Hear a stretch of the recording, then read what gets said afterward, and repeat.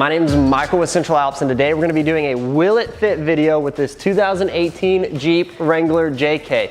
We put a 2.5-inch lift on it, some 20x10 wheels with a negative 24mm offset, and some 35x1250 R20 mud terrain tires. The answer is yes, they will fit no problem. However, you will need to take your front splash guard or valance, whatever you want to call it, off of your front bumper. If you have an aftermarket front bumper, you're probably already good. However, you will need to take that removable plastic piece off of your bumper in order to make it fit.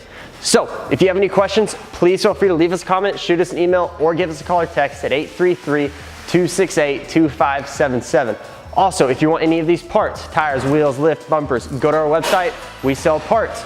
If you want to buy a vehicle already lifted, already built, go to our website, central-alps.com. We'll have all of the vehicles that are currently for sale on dealers' lots that we have already built, waiting for you to call them and buy them. Again, my name is Michael with Central Alps, and thanks for watching.